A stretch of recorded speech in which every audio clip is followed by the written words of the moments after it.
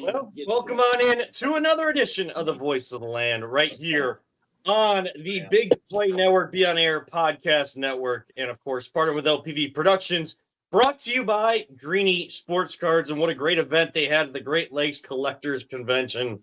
Ryan, I'm telling you, I know we had winners get the VIP. Have you heard anything from the VIP winners from our contest about what their experience was like? Yeah, one guy messaged back and just said how grateful he was. He hasn't gone before, so he got to check it out, and he just was overwhelmed by like the variety of things there, and also just the positivity. Everyone was there was just like it was unified and just had a really good time. It was really cool. He said to see just all the collectors there. I mean, even during, Cavs are playing in I think it was game 3. I mean, that Right. series went so fast, like, I can't even keep track. And we'll talk about them here in just 1 second. I'm Kevin Arnold. He's Ryan Mosser. And I'm serious when I say this. Like, that place was packed. And I know that they were packed all weekend long. They had great conversations up on the stage. They were running the Cavs game when I was there on Saturday before the Cleveland Crunch roundtable. And I was kind of helping Ryan Rees, their director of marketing and kind of co-owner with the Crunch, as he was kind of manning the Crunch table, giving out some of the little giveaways that they had. His kids brought all their Pokemon cards and were like trying to trade for their other Pokemon cards or like Lego sets and all that kind of stuff. Like the That's fact that cool. Pokemon is I feel like growing from Right. how big it was as we were kids. Like it was, and then just seeing like the trading going on. Like they're not using any kind of money. They're like bringing out drawers upon drawers, like these little like cardboard boxes, and it's got a drawer inside of it of Pokemon cards. You're like, like how many cards do you need for these 5 Lego sets right here? Like, and like Wow. one guy that I was with them with, like he was amazing, like helping them out. So it's not just sports cards at these places anymore, and it's kind of like you're starting to see. I know they've had like Pokemon specific shows, Ryan, but you can see like that influx, those types of cards influx into these shows.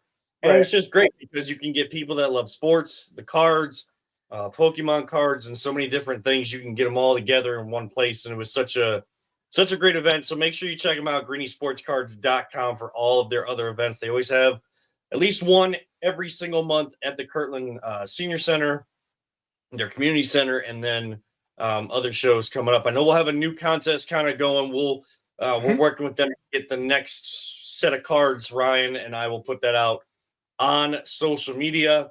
But Ryan, we start with the Cavs, as we kind of talked about. I mean, it was a blowout on Saturday. If that was a blowout on Saturday, I don't know what you call Monday.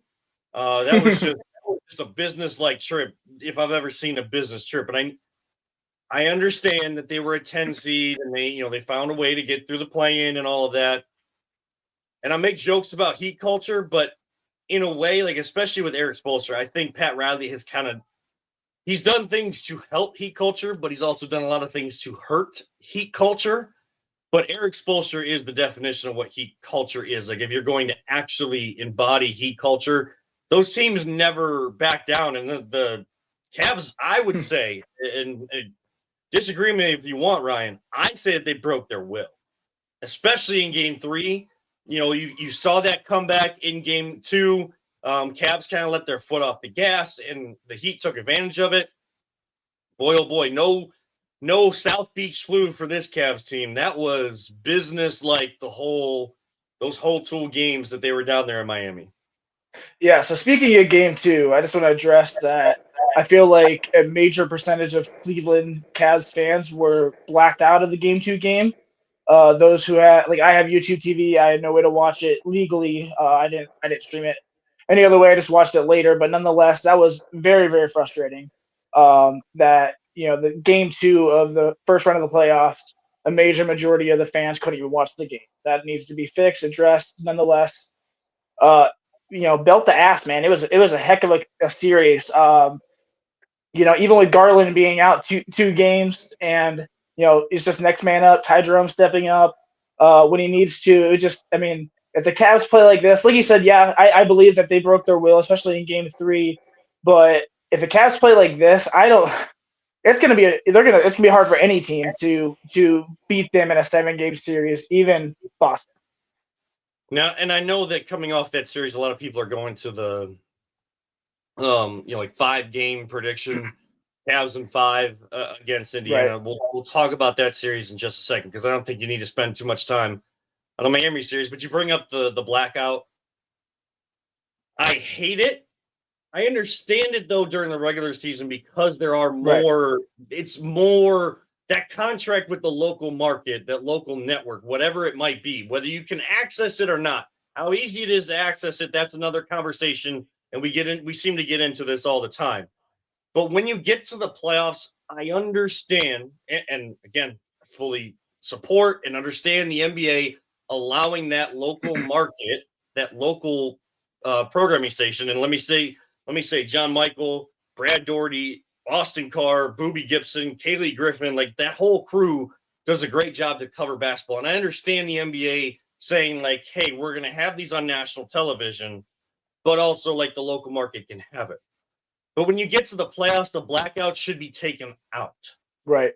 Because Absolutely. Not everybody has that access still to the local markets because it's not as easy and it's not affordable to continue to pay for all these different platforms when a lot of sports or really here in Cleveland, like the very centric sports are on a lot of different platforms. So that was what was frustrating. Like while we had access to it because we have FanDuel and we signed up for like the rest of the year and things like that, so we could see games.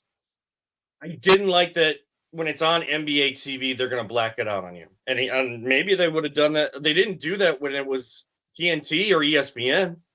They didn't, because you could either go with your local or you could go with the national. So if it's on NBA TV, why is it not the same thing? Why is that the only national television station that they do that for? And when I saw you post about that and so many other people, man, I was just like I was frustrated because I've been through it, but like I was frustrated for so many people. Especially, like you said, in the playoffs. Real quick, Guardians are playing right now, top of the 7th. Bo Naylor just hit a 3-run home run. Guardians are at 4-0 on the Minnesota Twins. So that's pretty awesome. But yeah, it just games, by the way, back-to-back games for Bo with a home run. That's awesome. If we can just keep doing that, that'd be nice for the catcher position for sure. Back to the Cavs. Yeah, I mean, it's unnecessary for a playoff game. I mean, a lot of people said, well, the Cavs must have not sold out. I mean, I think they did. It looked like they did, but nonetheless, like that game needs to be televised, especially for Cavs fans who have watched this team, go through 3 different streaks and now, just have done something really, really impressive. I mean, broke the NBA record for most points scored in a sweep, or I forget, maybe it was biggest deficit between a series in NBA history, but nonetheless, it's 22. Something amazing. Yeah. 122-point differential between crazy. The Cavs and the Heat over 4 games. Yeah. It's just it's unfortunate that, like I said, a portion of the fans didn't get to see it. I'm happy for the Cavs. Hopefully, I hope it doesn't happen again. I'm guessing it will, especially if it goes back to NBA TV. But I will be sure to be prepared and make sure to watch a different way. So actually, it should not. Now, if that happens again, we'll have to dig into why. Because now, FanDuel Sports Network, they like all of them, and I forgot to mention Serena Winters, who does an amazing. For some reason, I don't know what it is. Like I just love the moment when she's giving her like pregame tip. Basically her key to the game, but like they've phrased it differently. And she doesn't have to look, and it's her and Jared Allen. They just give this like little fist bump. My fist is like out of the screen. But like they give this little fist bump, and she just keeps going through her report. She's got the microphone, she's just rolling through it. Boom, she knows it's coming. Like I don't know. Yeah. It just speaks to the togetherness of this team and how much they love like the people that cover them too. But they want more of the national spotlight. I believe now local networks are out of the picture. So it should all be on national television, and there shouldn't be, and I put shouldn't in quotations. And I know you mentioned like the Cavs being a part of that, and I'm sure there is an element to that. I feel like I would put it more on the NBA, because the Cavs, when they tweet out or post on Facebook or Instagram like, hey, game day, listen here, watch here. Like if it's on national television but still on the local network, like they have everybody listed. So they're telling people where they can watch, and they listed NBA TV that game, but then it got blacked out. So I think it's just the NBA and the deals that they have with that's stuff that goes on with people that we don't actually see on TV. So it has nothing to do with AC or Brad Daugherty or any of those people.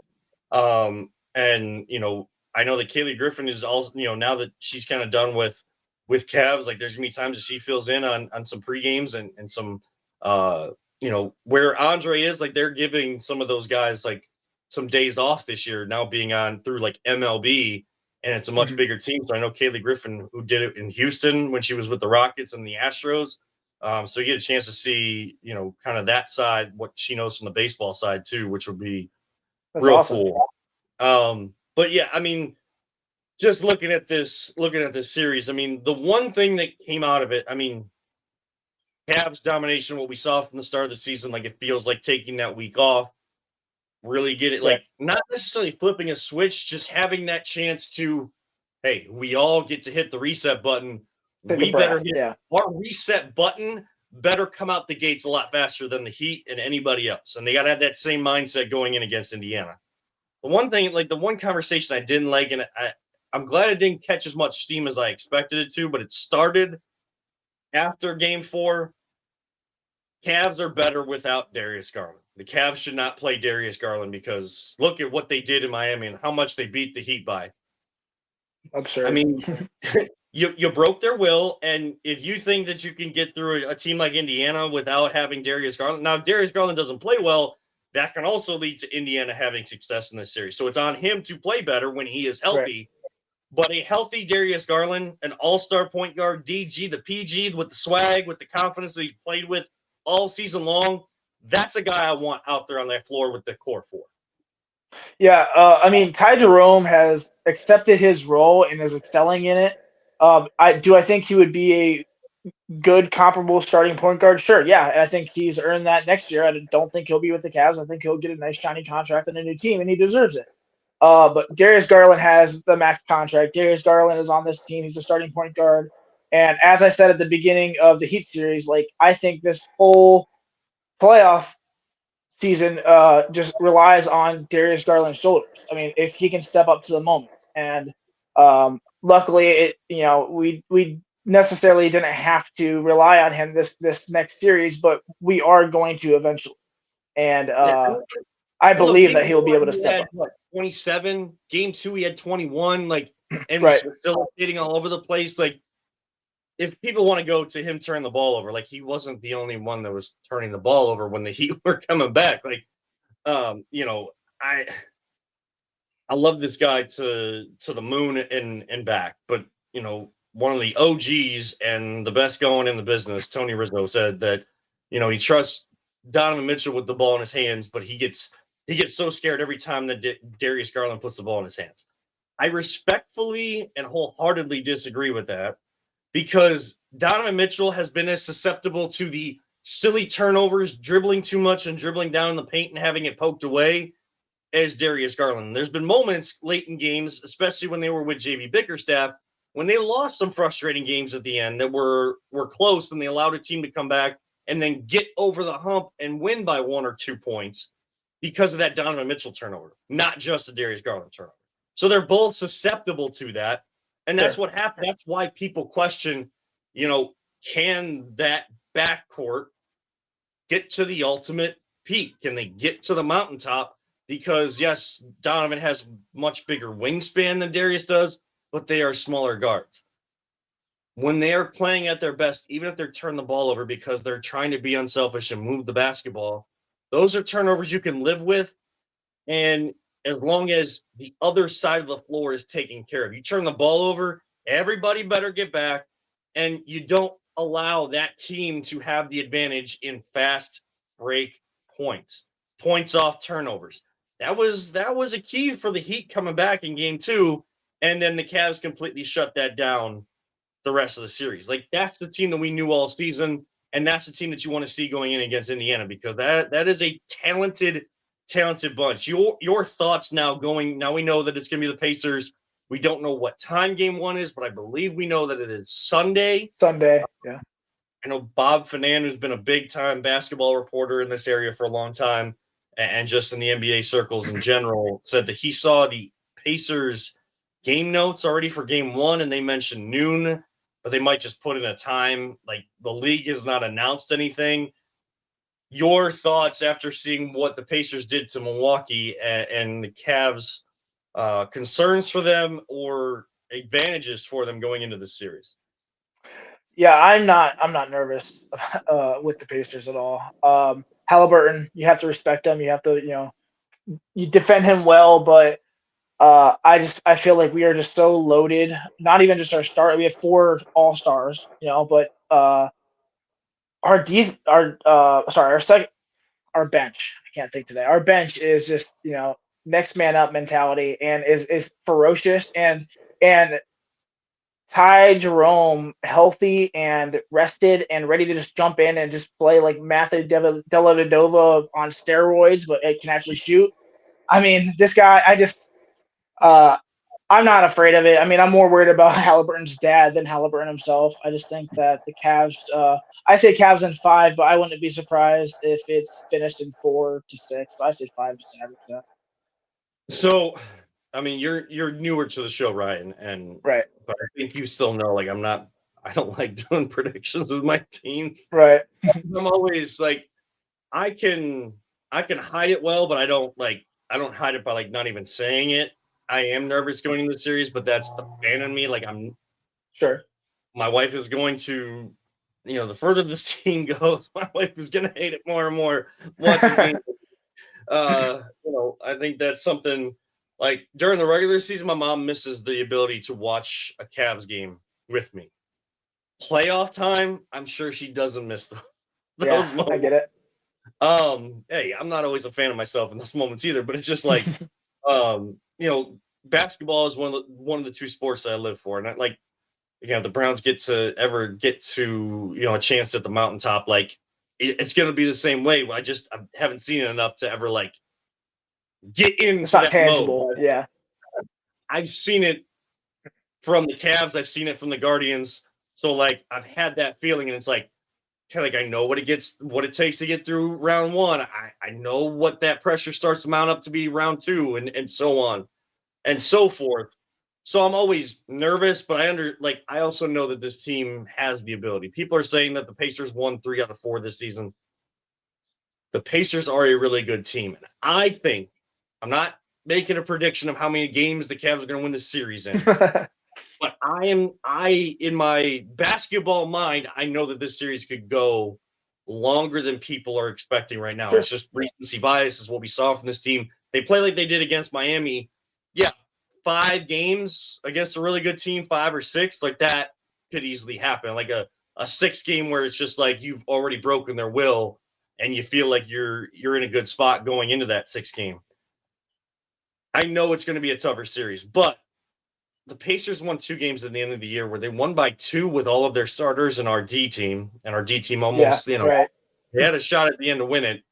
And then our D team also showed up to be the D team, and they lost in double overtime when they were crushing the Pacers. They were trying to finalize their positioning, at least putting some of their players out there to start. What happened the night after the Cavs lost by 2 to the Pacers with their D team? Starters played. They didn't want to lose their rhythm at all. They go out there and they beat the Knicks. And they go undefeated against them. In the games that mattered, Pacers won, Cavs won. That's why I know the Pacers are a really good team. They won 14 of their last 18 games. I think they went 14-4 over the last 18 games. Playing really good basketball. Milwaukee isn't what they used to be. So they definitely – and look, Milwaukee handed them game 5. Milwaukee should be playing in game 6 right now. Yeah, they're up by 7 with less than a minute left? 40 seconds. Yeah. 40 seconds left, up 7. Gary Trent Jr. is 7 of 8 in the second half from 3, like just had made 4 straight.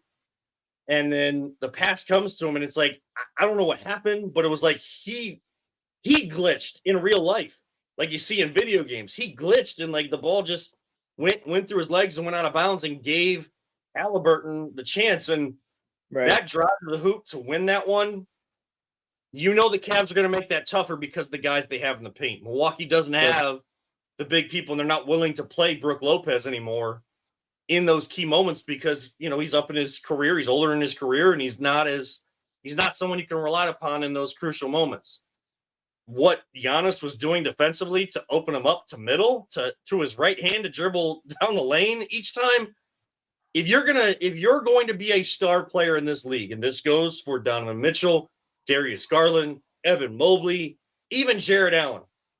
If you want to be a star in this league and considered a star in this league, and you decide you want to take on the biggest defensive matchup in those games, you cannot do something like that multiple times. Right. Like, guys are too good. Like, they're going to beat you time in and time out. But you don't make an adjustment, and you allow him 3 times. Tyrese Halliburton, not overrated, by the way. He was voted the most overrated in the league. I don't know why that was. He was never recruited by his home state of Wisconsin to any of those schools. Yeah, he's a good player. So he is a really, really good player. You give him middle 3 times to a dunk and layup? Like, I'm sorry. I know everything that Giannis did and everything he gave yesterday, but you can't do that. And Gary Trent Jr. can't. He's got to catch the basketball so you can go back to Milwaukee in front of what is a great crowd up there in Milwaukee, too. Like, when the Cavs go on the road in this series, that is a hostile environment. I wouldn't call Miami a hostile environment. So there's going to be new things you have to adjust to. The best part about all this, Ryan, what we're talking about right now?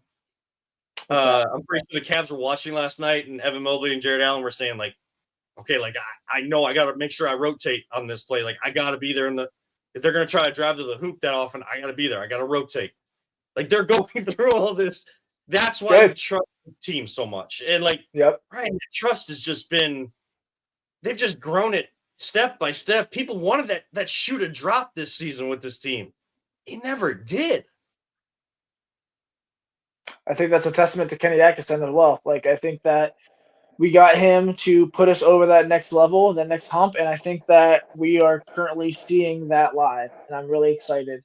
Yes, this will be a test, but I think that our guys are going to overcome this test and be successful and move on to the next round, and we'll see if we have the big matchup or not.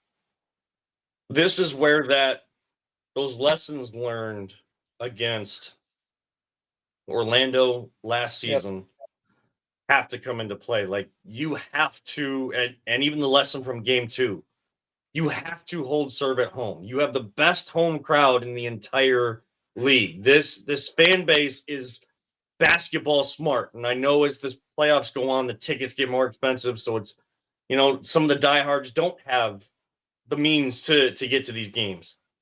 Cleveland still finds a way to get most of, if not all, those seats filled with the diehards. And they are very smart when they need to pick the team up with energy, like get out of their seats, and like the teams in an offensive lull.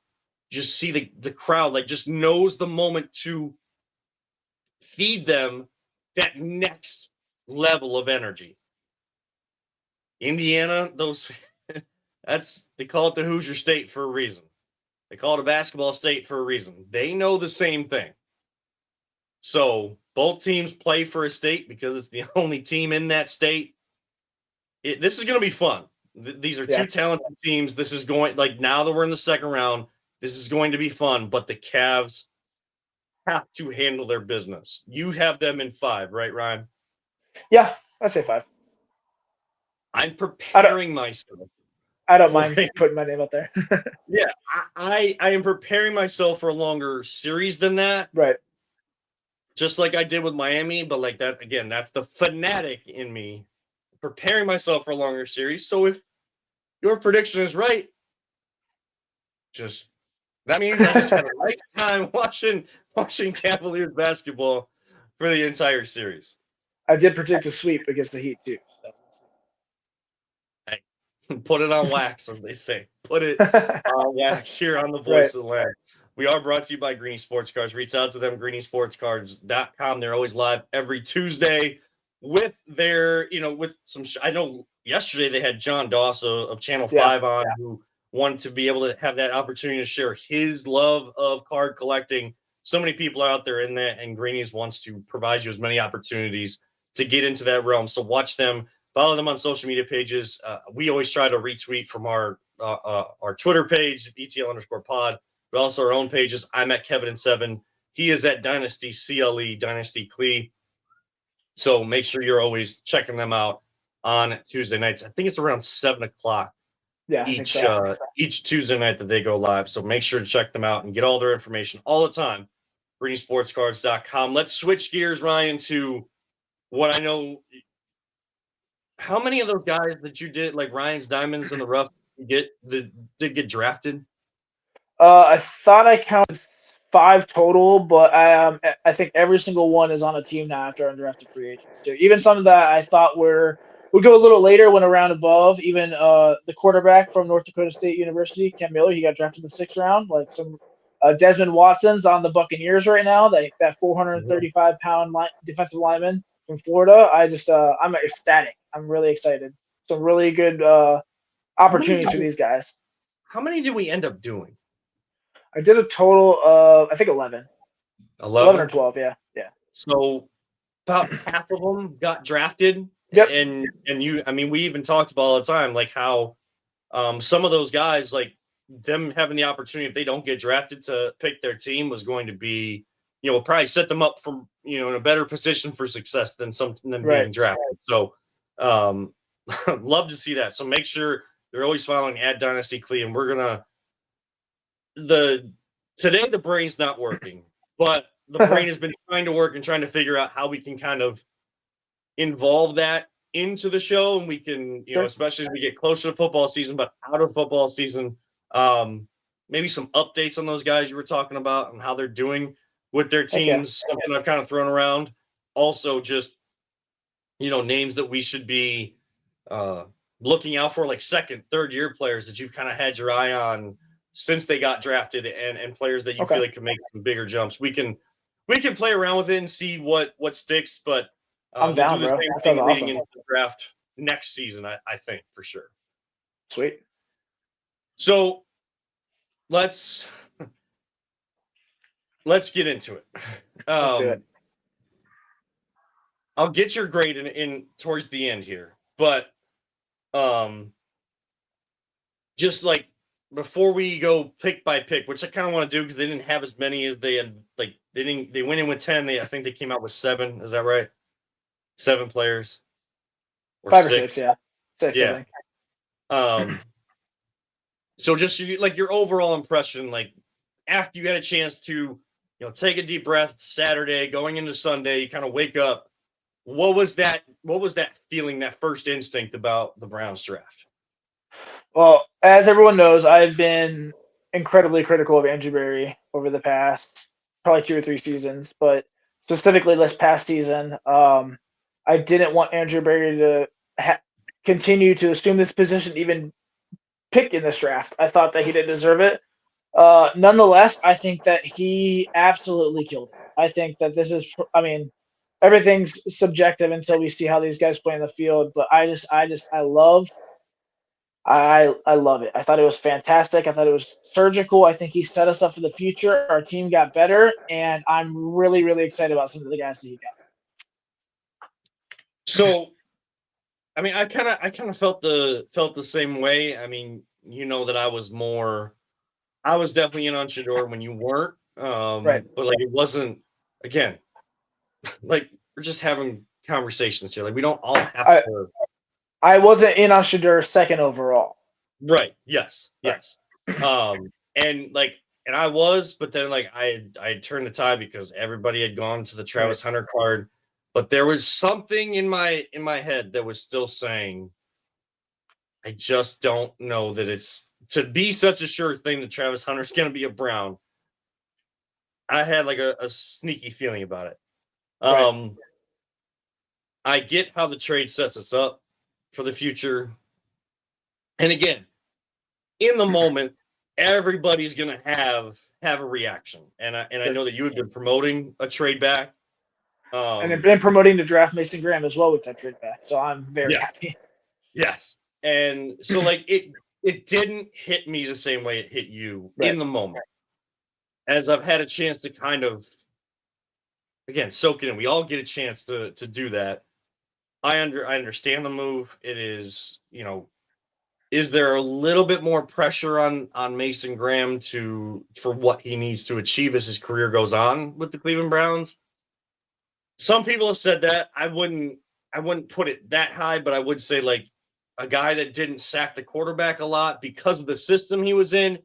Everybody is saying the system with Jim Schwartz really takes the handcuffs off of Mason Graham. So as his rookie season goes on, and then the transition from year 1 to year 2, like we should see that pass rush ability continue to elevate and increase as time goes on. Someone that feels like he never got a chance to show that at the school up north. So I feel like he has the right mindset. I do like the high character aspects of how they pick these guys.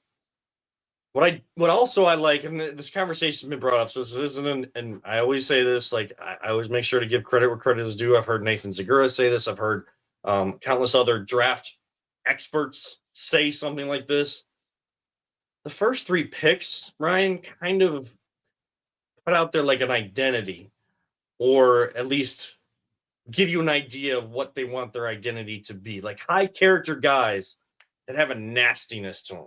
Like Mason Graham has a nastiness to him. Even in one champion wrestler, he's a beast. Yes, and some people made fun of that, like they, because they mentioned the wrestling. All right. They don't understand. I'm a wrestling fan. They don't get it. I was trying to avoid like getting on a soapbox tonight with several things. I might get on one slightly here. Okay. My whole philosophy has always been, especially for kids, like even if you're good, like really good at one sport, and it feels like you want to go down that track to try to pursue something with that sport, I'm a huge advocate for kids playing other sports as they grow up, because the skills and the teamwork that you learn, the individual hard work you have to do in some of the individual sports, while there still is like a team aspect to it, all these different things that you learn, you can translate to other sports. And there are many aspects of wrestling. I'm not the expert. You are, Ryan. But even I know that there are aspects of wrestling, actual wrestling. I'm not talking about my WWE. Right. Not using that word. But sports entertainment, like, no, actual amateur wrestling, grappling, all that kind of stuff. Like, there's stuff that goes into that. Why do you think Myles Garrett trains at MMA facilities and like tries to get his hands faster and stuff? And you see other guys that that they were track stars, but they're track stars that have football skills. Anthony Schwartz, the track guy. Yeah. There are many other guys in the NFL that are, they have that track speed, but they have Tyreek instincts. So there's all that translation. So people that were making fun of it, I get it. You weren't happy with the trade back and the pick and all of that. It's not fair to Mason Graham. That is what develops a nastiness. Schwessinger, nastiness at the linebacker position. Yes, he only had one good year. Can he mimic it? Can he bring it to the NFL? Look, when you get your opportunity, if that skill is in there, it's in there. It's on the coaches to help develop it, and it's on Schwessinger to now translate it to the NFL level. That's how this all works. It's great to talk about what they can be. You're only going to go as far as you want to take this opportunity. Right. And we all know here, Quinshon Judkins, the type of back and bell cow back that he can be. So I did love like that edge, that nastiness, that physicality that they were kind of going for in those first couple picks. Yeah, Mason. First off, I would have loved Travis Hunter, of course. Who wouldn't have wanted Travis Hunter, a dynamic player who, Matt Harmon, some of the experts, from Reception Perception are saying like he is one of the best prospects they've ever seen in terms of not necessarily route running, but separating and getting open and hands in general. That being said, I just think the trade back was an A plus. He moved back 3 spots, got 36 overall, swapped 4th-round picks, and then got a 2027 first-round pick in a coveted quarterback draft. I mean, home run, beautiful. And the fact that they got Mason Graham, who like I said, is a former dominating wrestler. With wrestling, you learn, body position. You are quick with your hands. You are explosive. I just don't think Browns fans understand. Yeah, it's not the sexy pick, but I think this guy is going to be a Brown for a long time. I'm not going to throw out crazy accolades, but I just think I think he can do big things with the Cleveland Browns, especially since he's not the main focus on the defensive line. It's going to open things up for Miles. It's going to open things up from him playing with Miles. Alex Wright just got cleared yesterday or today, so he's going to be back. You have Mike Hall Jr. on that defense. It's not the sexy pick. Everyone wanted offense. Everyone wanted that dynamic playmaker, but this is a guy that's going to set us up for a long, long time. Looks like the Guardians will win 4-2. Clase comes in for the save. Does allow a run on a wild pitch, but that'll move the Guardians to, I believe, 17-13 and Minnesota to 13-18. So, after losing a couple, the 3 in a row, now they're, doing what they need to do, playing guards ball the last couple of days. And that home run by Manzardo last night, absolutely majestic. But I think the bigger story is Bo Naylor, back-to-back games, home runs runs when they're needed in the game too. We might touch on them a little bit more before we close out. But so those are the first 3 picks. So I'm with you on that. And I came around to the trade back kind of. I can fan when I'm allowed to fan. I'm allowed to have my immediate reaction. But people that do something like this, Ryan, we also have to be able to compartmentalize, evaluate, and analyze what actually is going on when the full picture is there. That's why I don't live tweet during Browns games or games unless there's an absolute poster of a dunk, because I know that there's going to be ebbs and flows in a game, and what is the actual story at the end? That's what matters to me is the full picture, not just, take a snapshot. I'm going to go off. I'm not going to watch this game anymore. And then, the team ends up winning and you're just well, they didn't play well and it's not a good win because of the, no, right. The full picture matters, people. Sorry, I'm not trying to get on any more. You're good. You're good. Going back to Swissenger, I at first I was confused with the pick. I thought that maybe we could have traded back and still got the player. But looking at his accolades, like you said, he only started 10 games. It was this last year, but 136 tackles, I think 90 solo tackles, which is insane. He led the country in solo tackles. Was it 4 sacks, 7 tackles for a loss, 2 interceptions? This guy's a baller. And the fact that Andrew Berry has come out and he's been very quiet about JOK and his injury, but when he talks about it recently, he said the situation is nebulous. So it's really up in the air. I personally, I'm praying for him. I hope that everything is okay. First off, I just hope he's okay in general, but okay to play for the Browns as well. Yeah. But I think this guy was some major insurance for that position, and he plays very similar. He's big. He reminds me a lot of Sean Lee, the former middle linebacker out of the Cowboys, played for 10 years, was team captain. He's just incredibly smart. He used the neck. I don't know. When they walk up with those now, it just because that used to be commonplace, right? Back in the day. But now, if guys are using that now, I just feel like that dude's got an old school nastiness to him. I'm not trying to. And that's what this guy is too. And he was bioengineering as a degree at UCLA. This guy's smart. He's a former walk-on. He started off as a freshman, playing special teams, and went on to be a finalist for the best linebacker of the year last year. And I think he's going to do some really, really good things. Especially, he's very young and very moldable, and I think he's got a very high ceiling. And I'm excited for him. Junkins, like you said, I wanted Henderson personally, but I cannot complain at all. I did too, but I was yeah, I get it. He's like Nick Chubb 2.0. Yeah. Yeah. So I don't. He fits Kevin Stefanski's offense. I'm really excited about the pick, and even like the fourth pick, Harold Fannin Jr. I'm really excited about as well. But we haven't talked about him. So Yeah, that's what I was gonna go next. Like, what a story for Harold Fannin, and yeah, if you think like, oh, like some people that haven't really been following the conversations about these prospects and all of that, like you hear, oh my gosh, he's from Bowling Green State University, like.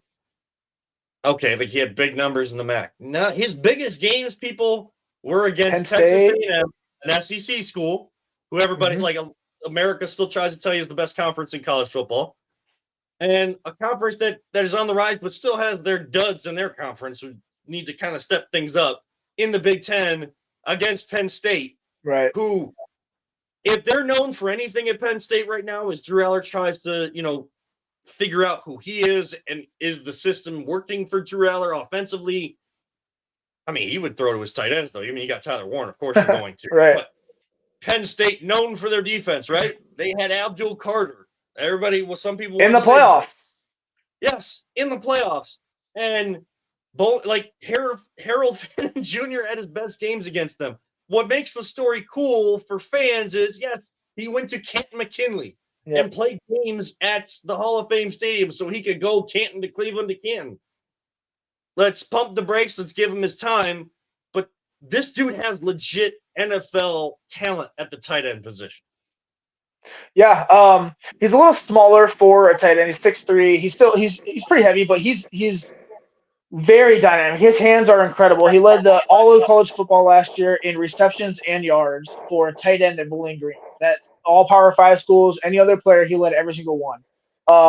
The guy is a ball magnet. He has incredible hands. I think he's the perfect complement to Njoku for the 22 offensive or running the 22 offense, and also not to mention that Njoku is going into his final year of his contract. He'll be a unrestricted free agent in 2026. So, if they decide to move on from Njoku, this guy can hopefully step right in. And if these two show like a dynamic element as a two tight end system, and what is like if you're going back to, and they won't say it right out loud, but it feels like we're going back to the Stefanski offense, which is very tight end friendly. If they have that 1-2 punch, like at that point, the conversations become like you can't get rid of Njoku. That'll all work itself out. I do love. I know he's got to work on the blocking, but guess what? He's 20 years old, just like Njoku was when he came in the league. What did people say about Njoku? Like he's got to grow up and he's got to be able to block better. Like he's got great hands, and at first he was always making the difficult catches. The simple stuff he wasn't. So, kind of that's where that starting point is and what he can learn from Njoku. Like, keep it simple to start and then take in the lessons on how to block and all of that. Like, don't try to go out there and prove people wrong, like right off the bat. Allow those skills to develop if the coaches are actually teaching you right. Let's move to the fourth round. Or no, excuse me. It's still in the third round. Right. This is where I I know how talented he is, and you could say it's only because of the size. I was like, Dillon Gabriel, like that's the guy that we have rated higher, and it came out that their draft board was Cam Ward. Number 2 was Dillon Gabriel on their quarterback depth chart. Again, a very talented guy. He's won a lot. I think he has the right mindset. He's played in bigger conferences where NFL size talent at the offensive line. So he's been able to make those adjustments. If that was the only quarterback that came out of here, like I'd be having more questions. Right. But I understand it. I would rather have seen, and you may disagree. If we're looking at this, like if Shedeur would have been in the third round and Dillon was the 5th round, I'd probably be like more glowing that like I should be than I am right now. Right. Yeah, I think that this was 100% a wasted pick. Especially, I mean, first thought was I hated it. I thought this was dumb. I wanted Will Howard so bad. A 6'5" quarterback national champion, like what's not to love, and then they go for the undersized guy who, Stefanski loves. I don't know. I woke up and I said, I want to give this guy a chance. It's not his fault that he was incredibly overdrafted and probably shouldn't have been drafted in the third round in general. Probably, like you said, I would have been totally fine with the flip flop of Shedeur and Gabriel. A lot of people are saying, well, he's like the Case Keenum prototype, like clone, where he can fit in Stefanski's system, and he's going to be just the backup. He's going to be the perennial backup for years, and they finally got their backup.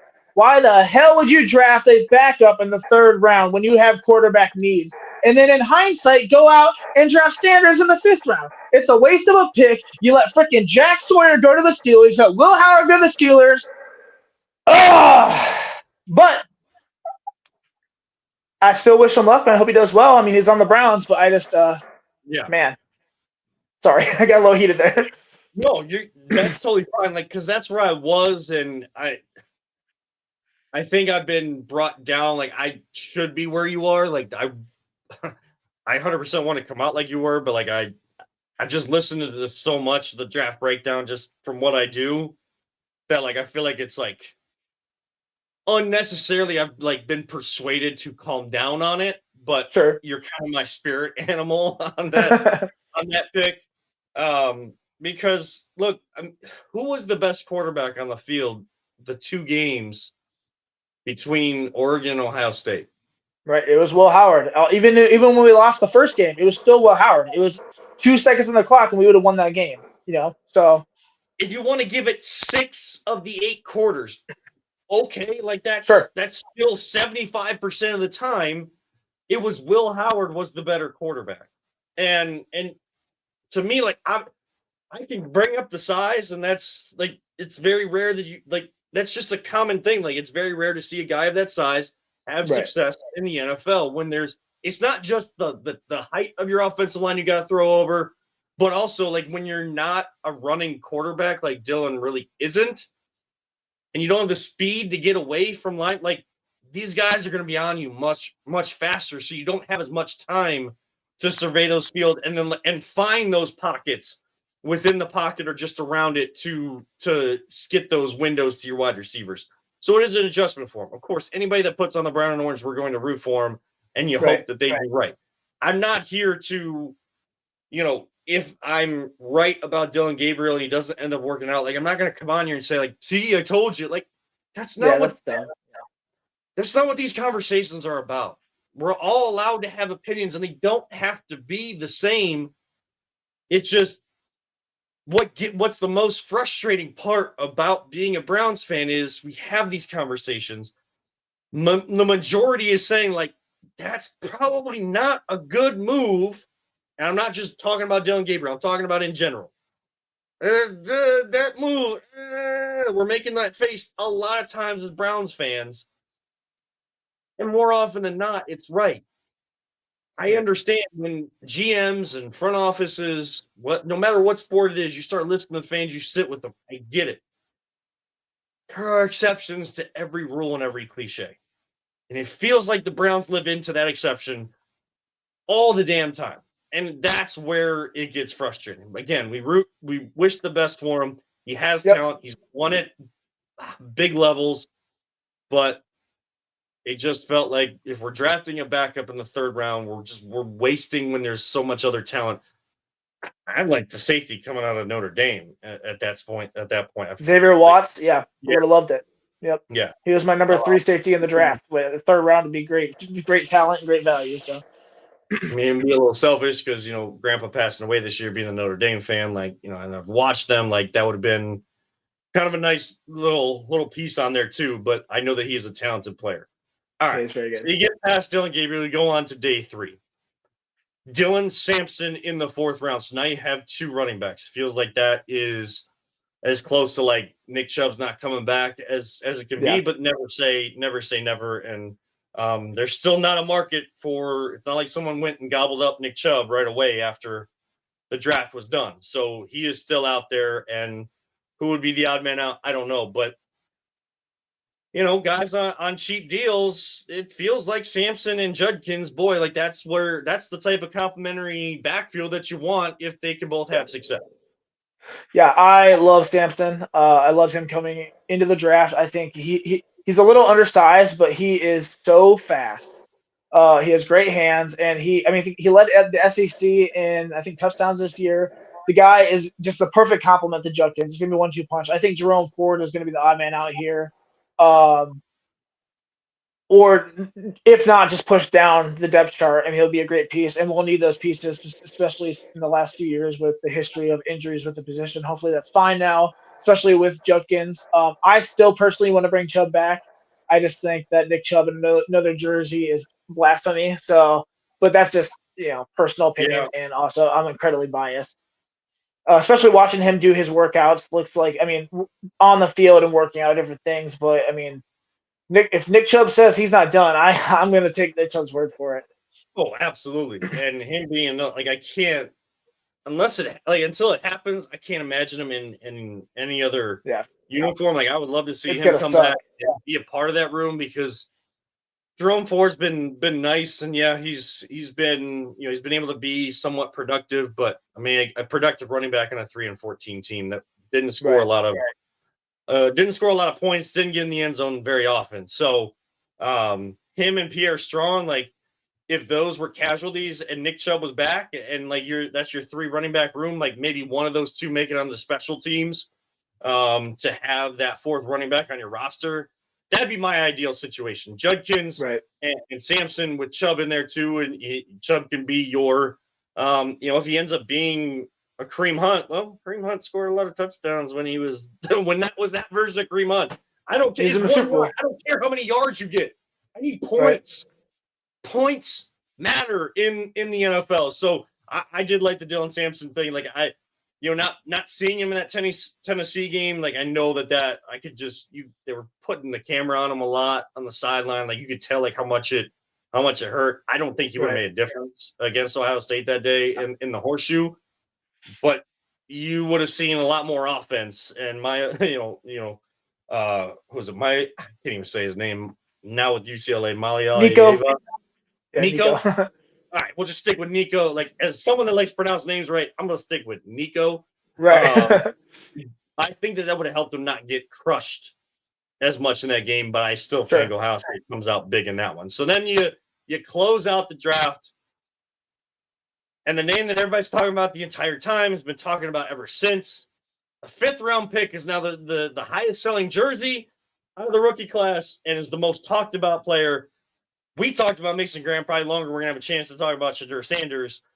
Your reaction when you saw them trade up with Seattle and it ended up being Shedeur and kind of him being now in town and already getting into the community and things like that. Felt like his fall was really how he approached the pre-draft process and already trying to make a change there. Yeah, I absolutely love the pick. I think A+. I mean, what's the worst going to happen? He's a 5th round pick. I mean, if he brings a distraction, see you later, buddy. I think what happened was this historic fall. This was a historic fall. This was somebody who was at once being said that he was the best quarterback, 2nd overall pick, top 5 pick, whatever, and he goes to the 5th round. I think he is incredibly humbled. I think that this is going to be an example for other players as well. He didn't have an agent. He thought he could go into meetings and be like, "Hey, I'm not going to play for you. I'm not going to be here. Blah blah blah." Apparently, the meeting with the Giants was so bad that like they took him off their board immediately, and they're picking 3rd overall. I think this created a chip on his shoulder. I think he can go in. There's no pressure other than the pressure that his entourage, and his family creates themselves. But if he goes in with the right mindset and has something to prove now, I think this guy could actually do something great. I stand by saying that he was not worth the 2nd overall pick, and I'll stand by that forever. But I would have drafted him in the 2nd round, and the fact that we got him in the 5th round, it is awesome. That being said, I still hate the Dillon Gabriel pick. I think they picked Dillon Gabriel because Jalen Milroe went right before Dillon Gabriel to the Seahawks, and they didn't expect it. I think they personally were targeting Milroe, but that's just speculation. But I'm excited. I'm glad that Shedeur is a Brown now, and let's go, man. I'm happy. I also think that a lot of Browns fans owe me an apology. Yeah, I talk a lot on Twitter, but also like I stick to my guns. So if I say something, I'm not going to just say it for clicks. I believed it, and I did a little bit of showboating and gloating there at the end, but I felt like I deserved a victory lap. I'm excited for Sanders to be a Browns player, and if he doesn't do well, we have two possibly top 10 to 15 picks to move up to possibly get the next quarterback that we think is a franchise guy. So I'm excited. What's The up, only Lincoln? reason the only reason I'm letting Lincoln storm in on this show is because he turns 2 tomorrow, and a happy birthday Happy to your birthday, boy, dude. who just turned 2, Ryan. Yeah, Friday. He turns Thank 2 you. tomorrow, so yeah, I know it's Mac. Yeah, where's Lightning? We're having Cars themed birthday parties. Just had my family Nice. this past weekend. It'll be Jana's family this weekend, but it'll just be Jana and myself celebrating with our boy and our rabbit tomorrow night. I think Grandma's gonna stop by just for a little bit, but for the most part, it's just gonna be the little family tomorrow night. Well, happy birthday, buddy. Say hi. Say hi. I know you're shy. My kids have been asleep for 3 hours. There you go. This dude he slept for 40. I was working. I had to work from home today. Our babysitter had to cancel on us last minute today, and this dude slept for 45 minutes all day. So, oh wow, It's gonna be a fun night. Why don't you go back to Mama right now? I'm gonna finish up the show, and then I'll be in to put you to bed. Okay? Oh, there goes Mac. Oh, he's falling. Oh, there's Lightning. Hold on. Oh my gosh, the whole family's just invading here. All good. That means the show's coming to an end, but I do want to touch on Shedeur real quick if I can. Yeah, go ahead. My overall grade for the draft. Originally, I said my overall grade was going to be an A-. I think I'm going to bring it up to a B+. I think that Dylan Gabriel pick brings it down a little bit. I think that we could have utilized an offensive lineman, a receiver, just a different position, especially with hindsight being that we took Shedeur.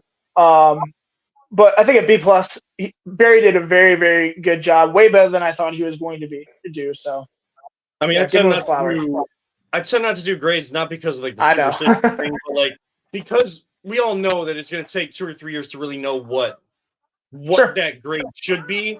But grades after, that's the low hanging fruit. That's the easy thing to do.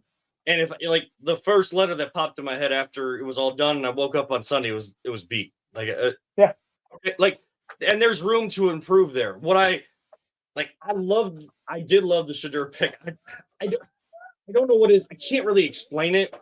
There was just something about Shedeur that I really wanted here. Hearing about his pre-draft process, I'm glad that he's doing what he's doing. The Browns didn't put out any press release about he was going to be at John Marshall High School today and that he was coming into town. You can question why is he not talking to the media prior to minicamp if he's already here.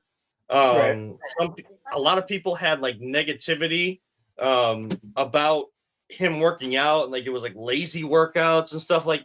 Okay, he has a film crew around him. We got to get past this whole old school mentality. I'm sorry, kids, even if they're going into the professional ranks, they're still influencers. They have their stream. Whether you like it or not, that's just gonna happen. Yep. If he doesn't have success and he doesn't put in the work and he's more focused on that, he's not gonna be in the league. Especially being a 5th round pick, that leash is gonna be cut much sooner than it would have if he would have been drafted in the 1st or 2nd round. I know the name that comes with it makes it tough to do that and the backlash that comes from it. But if Deion takes shots at the Browns, what's different than all the past years where everybody in the national media makes fun of Cleveland and the Browns? And it's not even that they say just the Browns. They say Cleveland. Well, guess what? We got the Cavs and we got the Guardians, and the city has been known for great things for a long time. So stop saying Cleveland when you take shots at an inept franchise that the Browns have been especially since 1999. I can agree with that. But make sure it's Cleveland Browns and not just Cleveland when you say those things. Again, if Deion were to have backlash because we let him loose a 5th round pick that doesn't put in the work and is all about the cameras and all about the fame and all that kind of stuff, and the guy in the pre-draft process is the same guy we get here in Cleveland, okay, bye. Deion, you can say whatever the heck you want. You don't really care. Talk to your son about why he didn't put in the work. He's putting in the work already here in town, and people are giving him. He goes to Browns Fit to get a workout in. Then he goes to some hills to get a workout in. the video only caught a few seconds. There are warm-up and ramp-up periods to your workout period. You don't know everything he did on that hill yesterday, so shut the hell up. You're not. If you Seriously, it's so if you stupid. have a health degree, a degree in exercise science, okay, you can talk about the 10 seconds. But do you know what he did the rest of the time? How would you assess the rest of the workout? So just shut the hell up about that kind of stuff. And the idiots that prank called, Dude, that was so stupid. Prospects, not just Shedeur.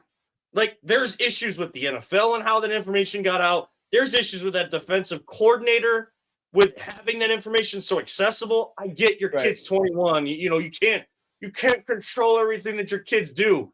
Well, you can control sensitive information. You're in the NFL how long?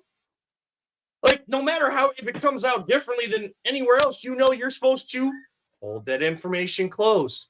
Like, I don't know. $100,000 mistake.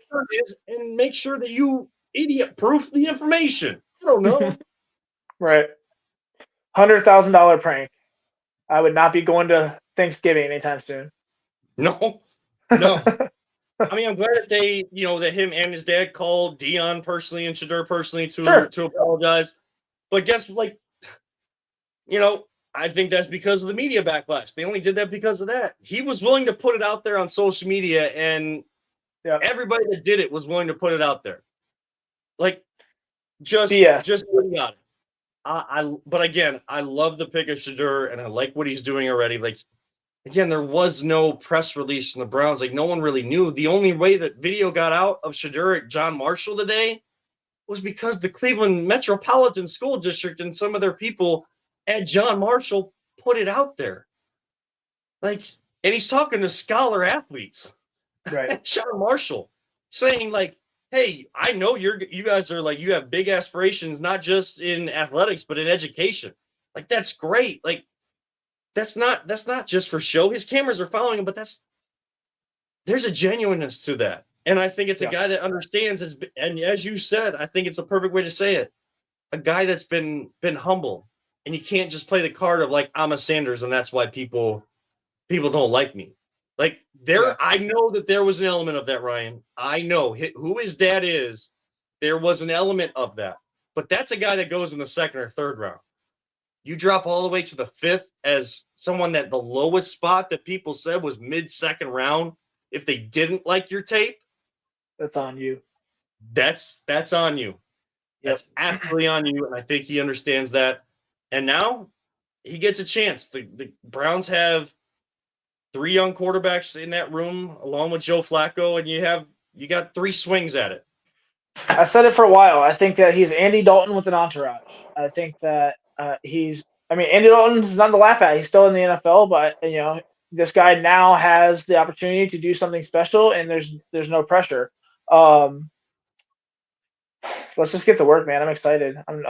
I don't know what quarterbacks are. I know we're running a little late here, but we're gonna have 4 quarterbacks going into training camp. Not counting Watson, 5 on the roster. I'm not sure what they're gonna do. I would assume that logically they would cut Dylan Gabriel and try to put him on the practice squad. I would not do that to Shedeur, even though he was the later quarterback. Right. At least in year 1, I don't think that with what comes with I know I said it doesn't matter, it's a 5th round pick, you can cut it, and no matter the backlash. I think at least to the first year as a 5th round, I think that leash has to be a little bit longer than Dylan Gabriel. How it all shakes out, it's on the team and it's on the players to do that. We don't control that. Jay always used to say on this show, and we continue to say it, don't talk about it, be about it. The team that we started that whole conversation with, that was all about the Browns. You know what the Cavs do? They talk, and then they go to work. They let them know. They talk, and then they go to work. They play guards ball. They talk about it, and they actually execute it. So we don't have to have concerns about oh, well, I'm not going to listen to their press conference because what they're saying isn't what they're doing on the field. No, it adds up. You know what team doesn't do that? The Browns. So go to work and bring football back to relevancy the way it should be on a consistent basis, an hour north of where this stinking game was invented and where the Pro Football Hall of Fame, the ultimate team to be a part of, is located. Bring that back to Northeast Ohio, not just at the high school level like it is, not just at the college level like it is. Bring it back to the professional level here in Cleveland, Ohio. Cincinnati's in Kentucky. Bring football back to relevancy here in Ohio by bringing the Cleveland Browns back to relevancy on a consistent basis. That's your task. That's your task, Andrew Berry. That's your task, Kevin Stefanski, Paul D. Podesta, Jimmy Haslam, D. Haslam, J.W. Johnson. That's all on you. And with that, that'll wrap things up. A good win by the Guards tonight. Bo Naylor, a second home run in back-to-back nights. We want to thank our friends and anybody that went out to the Great Lakes Collectors Convention with Greeny Sports Cards. Again, get all their information anytime they have shows. You went to the Great Lakes Collectors Convention and you loved what was there in a big scale. They make smaller scale look very, very big on a monthly basis. So reach out to them, greenysportscards.com. Thank you, Steve. Thank you, Jeremy. What an excellent experience it was there. And the fact that they give out anybody that appears there gets their own trading card. It's really cool. I'm handing those out at the in-law party this weekend. So, that's party favors. Get ready. Get ready, Fence Makers and Hides. You're going to get a nice little collector card of, well, it's probably not worth much, but still. Thank you so much to Steve and Jeremy. Thank you, Ryan, for such a great conversation tonight. I know that we go long sometimes, but look, to talk about the Cavs, you got to put the spotlight on them. And then the draft, you and I are both kind of into it. I know how much you are into it, and I didn't want to ever cut you off because that was great insight on all of those players here tonight. So thank you so much for that. Peter, thank you so much for your production. We will actually be off next week because I know Peter and Jacob have something they need to go to next week. So we'll be off next week, try to come back, and then we'll figure out the rest of our summer schedule as well. Yep. But always check us out, VTL_pod on Twitter and Instagram, Voice of the Land on Facebook. We'll try to give as many updates as we can, and we'll try to get some clips up as well over these next couple weeks. Thank you so much to everyone that tunes in. For Ryan Mosser, for Peter Tellep, Jacob Tellep, the entire LPV Productions crew, Be On Air Podcast Network, Big Play Network. Thank you so much for tuning in. I'm Kevin Earl, reminding all of you, don't let anyone ever tell you it's just a game. We truly love you all 3,000. Don't talk about it. Be about it, especially you Cleveland Browns. Ryan. Happy second birthday to my son Callum. Happy seventh birthday to Kevin's son Lincoln. Sign Nick Chubb. Sign Nick Chubb. We're going to sign Nick Chubb until they do it, or until we can't say it anymore. And live life, all gas, no brakes. We'll see you next time right here on the Voice of the Land on the Big Play and Be On Air Podcast Networks.